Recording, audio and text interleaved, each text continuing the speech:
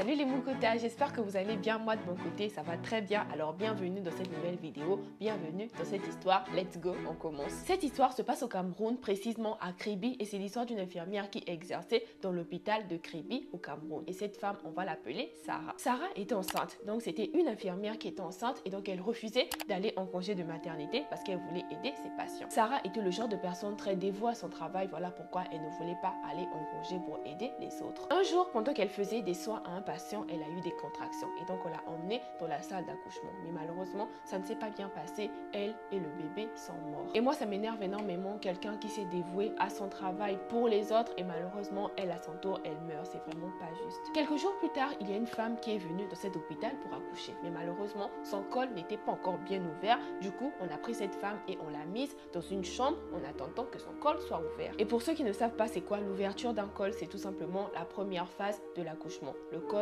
doit s'ouvrir pour que l'enfant puisse sortir. Vers 1 h du matin, il y a une infirmière qui est venue dans la chambre de la femme qui était venue accoucher dans cet hôpital-là et donc elles ont commencé à discuter. Et donc la dame a commencé à dire à l'infirmière qu'elle avait très mal et donc l'infirmière l'a examinée et l'a ramenée en salle d'accouchement pour déclencher l'accouchement. L'infirmière l'a fait accoucher et heureusement tout s'est bien passé, mais ce qui était bizarre c'est qu'elle était toute seule dans la salle d'accouchement. C'était la seule infirmière. Alors que lorsqu'on accouche, il y a plusieurs infirmières dans la salle d'accouchement. Et donc l'infirmière dit à la dame qu'elle va nettoyer le bébé et après elle revient lui donner son bébé. Donc elle part. 30 minutes plus tard, l'infirmière ne revient toujours pas. Il y avait une infirmière qui passait aussi par là et donc elle voit la salle d'accouchement ouverte. Donc elle va voir. Elle rentre dans la salle d'accouchement, surprise, elle voit la dame allongée dans le lit d'accouchement. Elle demande à la dame, mais qu'est-ce qui se passe? Pourquoi tu as du sang partout? Et donc la dame lui dit qu'il y a une infirmière qui m'a fait accoucher et donc je l'attends.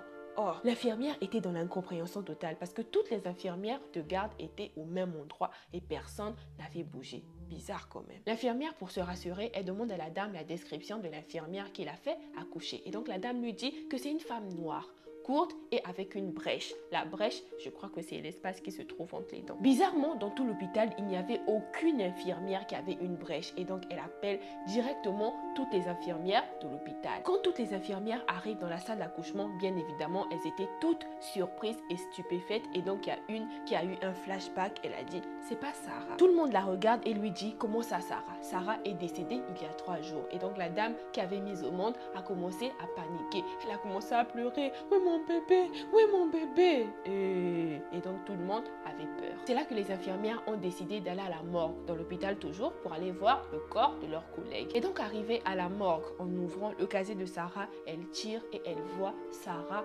allongée dans le casier avec un bébé à la main. Et Sarah est en train de sourire. Je n'aimerais vraiment pas être à la place de ces infirmières-là parce que c'est quand même assez traumatisant de venir et ouvrir le casier d'un cadavre et voir le cadavre dedans en train de sourire avec un bébé à la main. Mais ce bébé-là n'est pas son enfant, mais l'enfant d'une patiente. C'est quand même étrange. Les infirmières ont pris le bébé et ont enterré le bébé parce que le bébé était aussi décédé et donc depuis ce jour, la dame n'a plus jamais refait d'enfant. On ne sait pas si c'est l'esprit de Sarah qui avait tué le bébé parce que je vous rappelle que Sarah était décédée, ça faisait déjà 3 jours et on ne sait pas comment le bébé est venu se retrouver dans le casier de Sarah. En tout cas, si vous avez des théories, dites-le moi en commentaire et donc on va essayer de discuter.